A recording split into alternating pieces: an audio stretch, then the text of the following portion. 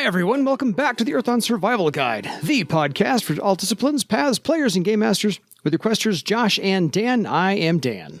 I am Josh. And on today's podcast, we will be discussing all things political and thornical, as we're going to go down and talk about the Talshara Ranelle, our next in our series. So if you have any questions about anything we're about to talk about tonight, or after you hear it that we have talked about, drop us a line at edsgpodcast@gmail.com, and we will get back to you as soon as we possibly can. Or we'll bank it for our major show on FreedoниaCon. Yeah, I was about to say, any emails that you send us, we will probably hang on to for the live show in February. We talked about that last week. FreedoniaCon, the weekend of After February 16th to 18th. And we've got a live show on the Sunday afternoon that we have done the last couple of years, and it's always fun. Yeah, it's always fun to see exactly how much I can screw it up again. So I'll remember to print the emails this time, and then we'll be off to a better start than usual. What? Doing prior preparation? What is that like? What madness is this? It's my madness. I have madness to my methods. That's all I'm going to say about that. So this is the Talshara Ranelle. This Ranelle comprises most of Bloodwood's militia and a very high percentage of the wardens and exolashers. So this is the military Ranelle, for lack of a better term. Yes, that's probably accurate. Fair enough. Yeah.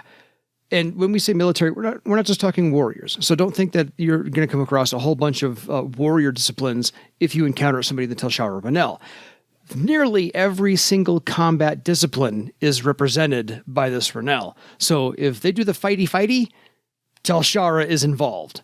So somebody will represent something. So swordmaster, archer, beastmaster, cavalryman, you name it, the Talshara Ranelle is involved in it. Yeah, and there are probably a significant number of followers of the Woodsman path that are also part of that Ranelle. Yeah, fair. Given how the Woodsman often ties into the defense of elven lands in general, but the Bloodwood in particular in this case, the Woodsman probably has quite a number of adherents within that group. I always wanted to play an elven Woodsman. The Woodsman path is pretty cool. Yeah. We talked about that, obviously, ages quite ago. A number of episodes back. 100 or so. Yeah. Always wanted to play one. Anyway, on to some other things about the Talshara Ranelle. Their current leader is Erithander. And Erithander has built in some absolute unfailing loyalty to the queen throughout his entire Ranelle. And because of this, and it's a long-standing unfailing loyalty, this allows Erithander to speak bluntly to the queen, where everybody else in court has to do all that frou-frou politicking and mincing their words and not necessarily saying exactly what they mean to say, but they're kind of dancing around the issues. And because this is the warrior group, the military Ranelle, he just gets to come right out and speak bluntly, which Alachia actually sometimes, I can't say prefers, but appreciates. Yeah, I think a big part of that is because of how long the Talshara have served as the defenders of the wood and the elven court. Yes. Going back to well before the Scourge. Mm-hmm. They were actually instrumental in helping the elven court during the Orichalcum Wars. Yeah. In the fights that they were having at that time. Incidentally, episode 78. Oh. For the Woodsman, I went up and because our YouTube channel has everything organized into handy playlists, I just pulled up the Paths playlist and looked at what episode number it was. So if you do want to go and look back at that, there you have at it. Absolutely. So yeah, some history, since Josh, you started bringing up the history of when they were founded. This was during the reign of Queen Failla, so way back when. The Queen's reigns better than I do, especially the order of them and how far they go back. The Talshara Ranelle was founded by Taharalon, 2 R's and 2 L's. It's really hard to say that one without my Spanish kicking in and wanting to do the Y sound on the double L. So Taharalon, a very valorous elf, and he as well served faithfully and loyally, probably instilling that ahead of Erithander's reign. So very faithfully, very loyally to the queen, where one member of the Ranelle actually at one point taking an arrow meant for Queen Liara. So really, they do act like kind of the U.S. Secret Service, and they will take an arrow for whoever's in charge. Later on, Queen Liara actually chose the Talshara members for her personal guards, and even more for some exolashers. So this is where it all started, where the queen began to hand select the Talshara Ranelle members for personal guards and any exolashers for the court, and hasn't changed much since then. Yeah, it has been quite some time that this has been going on. I was just checking. Failla was the queen right after the one that was killed by Alachia. Yeah. So was the one that declared separation of Shosara from the Elven court, and was sort of the one that prompted the banishment of the one that went and found the books of Harrow and all of that. You know, names are not important. The name escapes me, because it does. That long ago. Yes, very long time ago. So, as the Scourge approached, Queen Alachia was in charge of this, was reigning at this time. So, as the Scourge approached, she charged the Talshara Ranelle with repelling all of the horrors, as many as possible at least, while the warders prepared the wooden kaer. So, they had their job, keep everybody out, so playing hockey goalie, essentially.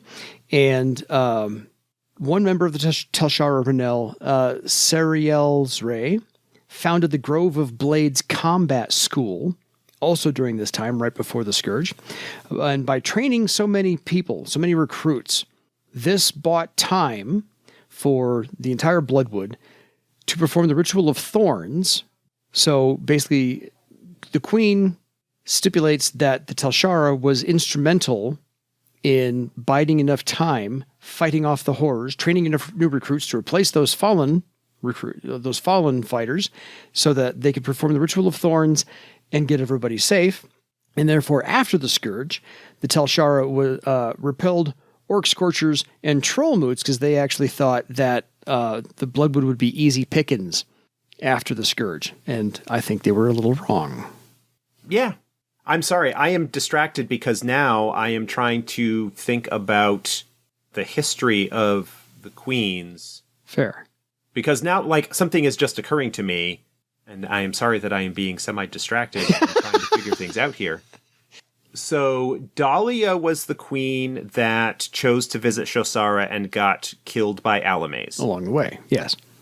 Her successor was Failla, and it is speculated that Failla was actually the previous time that Alachia was queen, which makes things actually interesting if it was like during the reign of Failla that there was the rise of the Talshara in terms of the Talshara's relationship to her now. Yes.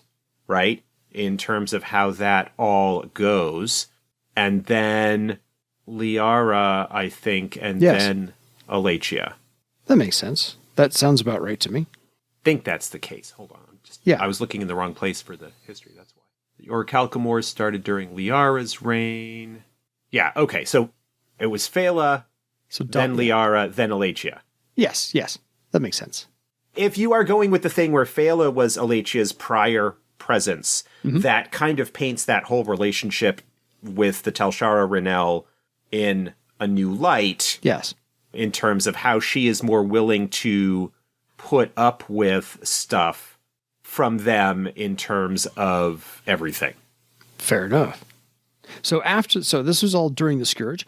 After the Scourge, they were tasked with patrolling the entire Bloodwood, up, down, in, out, north, south, east, and west, and destroying any and all remaining horrors, and therefore clearing the wood of any taint whatsoever.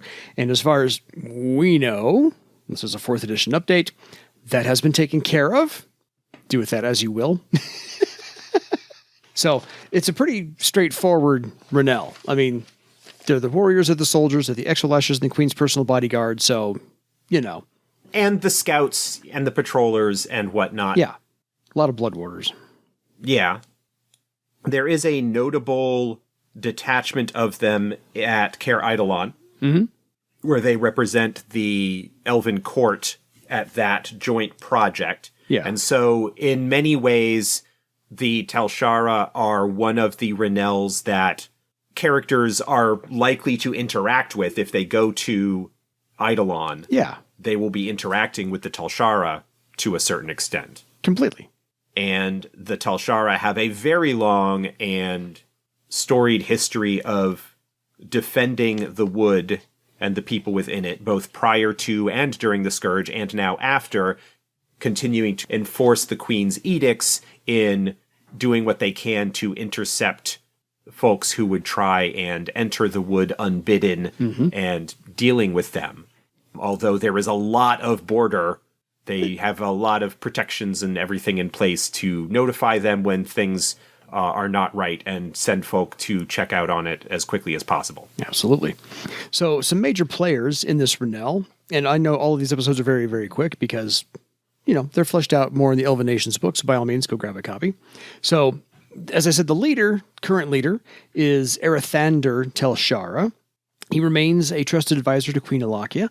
His son is Rizjart, and Rizjart has had some lapsed etiquette and was replaced by his own scribe. We'll get to that one in a minute because, by the way, those are the other two people of note. So, Erithander currently is over 300 years old, and he believes in economy and efficiency, not just like mathematical economy and money, just the economy of motion, the economy of words, the economy of deeds that you do, and the efficiency involved therein. Again, military or paramilitary economy logistics of things. So that's who this person is. He speaks clearly and concisely. Again, that economy. He's brutally honest, unflinchingly loyal, and unimpeachable, and has an unimpeachable integrity to his character. So if you meet this guy somehow at court, I'm impressed as to how you've been able to work him into your plot line, but just so you know, that's how you should play him. And he's not to be messed with. As an exolasher, he started off with a warrior's path. We're not given a circle, but make one up. After he finished that, I can't say after he finished that one. Along the way, he also, by the way, studied the archer's path, beastmaster path, and swordmaster path. So he's got 4 disciplines under his belt, not to be trifled with. Just saying. I haven't checked exactly, but that would indicate to me that he is a follower of the wheel. Yeah. Where he probably learned each of those at a different stage of his life upon the wheel. Whether those disciplines match up to the strict followers or loose followers, I'm not sure offhand, but if you've got either the Elven Nations or the Old Bloodwood book, you can take a look and see if those match up. Yeah. Now, I have talked in the past about how I am not necessarily a huge fan of immortal elves behind everything. Yes. But again, with what came to mind in terms of the rise of the Talshara and the possible connection, if you want to go with it, with Alachia's prior tenure as ruler of the wood. Yeah. There's a possibility that you could spin it as Erithander also being among that number and having been one of the founders who disappeared for a bit and has since come back. Fair. One of the advantages, of course, of the Talshara's presence in the northern reaches of the wood is that it is a lot more sparsely populated and a lot easier for somebody from outside the wood to come in. And of course, there's always the fact that quite a number of elves who are interested in pursuing the defense of the wood will petition to actually become members of the Ranelle. Yes. And so that's another way that this same person could come back in. Again, if you wanted to go that way, like I said, I'm not a huge fan of, the head of every Ranelle is actually another immortal that's all friends with Alachia. Yeah. Well, friends, I will put in scare quotes. Yes. but that, like, the ones that seem to have a lot more ability to be blunt or honest with her could conceivably be fellow immortals that she has a much longer pre-existing relationship with, and so gives them more slack than she does because she sees them more as peers than the non-immortal elves that would be present. Yes. Fair. So Erithander does have a private agenda, which you all get to know about. They all do. They all do. Who doesn't in the Bloodwood? Come on. This is the politicking type part of Earthdawn. To ensure that Queen Alachia would never have inferior guards or inferior warriors for the wood, this is how dedicated Erithander is, he's been consolidating powers and the loyalty of every minor Ranelle in the northern reaches, because he's doing all of this training of those warriors, of those recruits himself. So, A, he's probably the best suited for it, just going to say. And B, he wants to make sure that even after he's done, if there's ever a falling out between him and the Queen, that his Ranelle still takes care of training the guards, the exolashers, so forth and so on. So, no matter what, he's loyal to the wood and Queen Alachia, so he wants to make sure everybody's trained properly. Yeah. Second up, so we mentioned his son, Rishiart, Rhisiart. Interesting spelling. Again, I think a cat ran across the keyboard here.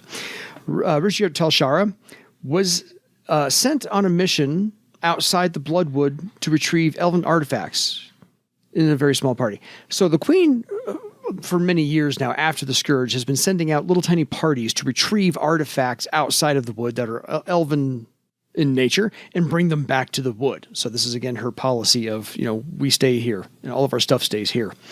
So Rishiart was actually assigned to do this a number of times. So he's been outside the wood repeatedly, but was invited to dine with the Queen once upon a time after one of these excursions, and his ignorance of court etiquette was kind of refreshing until it wasn't. Yes. So he got to argue. He ended up arguing with the Queen, and that got him banished from court. Immediately, and I do mean to the minute, immediately replaced with his scribe, which we'll also get to in a minute or so. And so Rishiart has been kind of replaced at court, and he's now currently in charge of a garrison at kaer, as far away out of the wood as possible, but still yet in the province of being in the wood. Yes, under the thumb, as it were. Yeah. Somewhat embarrassed by the whole thing. He is doing what he can to distinguish himself as the head of the garrison there at Eidolon, and is very interested in uncovering the presence of the Seekers of the Heart. The Seekers of the Heart. Yeah. I almost said Seekers of Trust, which is like two groups mixed together. Seekers of the Heart, and particularly Monus Bayer, the leader of the Seekers, and doing what he can because they are against the Queen, and if he can distinguish himself by breaking them or uncovering plots or capturing Monus, anything like that, that he could potentially earn him back into the good graces of the Queen, or just in general doing things to distinguish himself in the service of the crown down there, he is willing to do so, because he does recognize the shame that he has brought upon the house by his behavior. Yes. And wants to make up for it. Absolutely. And so is very loyal, and is also, in some regards, in that sense, willing to pass along information about black market activities that are going on with the Karathaska and their shipments and so forth. So any operations trying to get people or goods into the wood illicitly have to slip past his attention. And so he is, again, much like the Talshara in general, someone that folks who are dealing with Eidolon in some capacity are going to need to deal with. Yeah. Yeah, you'll run across him there. So again, if you're going to work any of the Talshara in, he's the easiest one. Kaer Eidolon's the easiest location. Or as you said, the Northern Reaches, because they're looking for new recruits, and he's taking any recruits. Mostly Elven, gonna say. One of those things. One other thing to keep in mind as part of his background is the fact that the Queen does send out small groups to retrieve items of interest, Elven artifacts, to the court. And so that is something that could show up as a adventure hook. As an adventure hook, as a ally or competitor or antagonist in some capacity, depending on what the group is up to. Throw a little bit of a wrinkle into a classic Indiana Jones style relic recovery adventure. Yes. Where you've got multiple groups kind of going after the same thing. I would imagine that I don't know that it's specified, but the blood elf that shows up periodically in Parlength, in Haven, if it isn't specified otherwise, could very conceivably be part of the Talshara Ranelle, being someone sent out on these sort of missions regularly. Yeah. I do know that he is sort of presented as an envoy of the crown in some regards, and is a little bit more obvious about his presence and whatnot than groups further afield might be. Absolutely. But that's also something that could allow you to bring blood elves and some aspects of their politics into adventures that you're running in other parts of Barsave. Again, trying to find ways that you could potentially use this information in a more traditional game if you don't have one that's focused so heavily on the wood. Absolutely. So the last person of note we need to point out in the Talshara Ranelle is Elisa Willoughby. Willowby, so a slightly different spelling than I'm used to. She is, again, the former scribe to Rigiart. She was born to two of the palace staff. She was born during the Scourge. Her father was in the royal archives, so she was perfectly suited to become a scribe. She was assigned to Rigiart on these excursions to actually write down what happened, who he spoke to, how things went, tell the tales. This is all about legends, and really does consider Rigiart her best friend, not necessarily her former boss, but her best friend. They spend enough time together, and is absolutely under the impression that her position as consortess is temporary because she was only put there to really upset the Talshara Ranelle, and especially Rigiart himself, because he got supplanted within 60 seconds with her. But she's making the best of it. Yes, she has quite a bit of understanding of court politics because of her background and upbringing in court. Yeah. Even peripherally. And so is doing everything she can to leverage that to her advantage and to distinguish herself and to get in nicely with the Queen, taking advantage of that position to advocate for her friend in order to hopefully make a position available for him when he eventually distinguishes himself. Yeah. And is able to return to court. Whether that ends up with her stepping down and him taking that place, or whether he gets another spot, depends on exactly what goes on at the time. But she, unlike a lot of the consortes, is under no illusions that she deserves the position. Yeah. A lot of the others are, like the nobles or the children of the leaders of the Great Ranelles. Yes. And so therefore many of them have a certain amount of privilege that they bring to the role with them. And while there are the political court games that they kind of need to play, there is a sense of, this is what we are for. We kind of fill this role until we need to step up and lead the house or do whatever other thing needs to be done. Whereas Elisa's is, hey, wow, this is really fortuitous. I'm going to make the best of this and do what I can and demonstrate that perhaps even though I was chosen as a kind of slight, I was still a good choice, that I'm going to be doing the job as well as I can. Yeah. For as long as I can. For as long as I can. Yeah, exactly. So each of these three people has their own little current activities going on. We mentioned Erithander is securing the family legacy by securing the queen's own personal guard for generations to come, and accepting all these non-Talshara candidates to the Grove of Thorns. They've renamed the Grove of Blades Combat School to now the Grove of Thorns, because you got to be current with it, I guess, and hip. Rishiart is, as you said, lamenting his mistake and in kaer Eidolon, but working to get back in the good graces by driving out the Seekers of the Heart.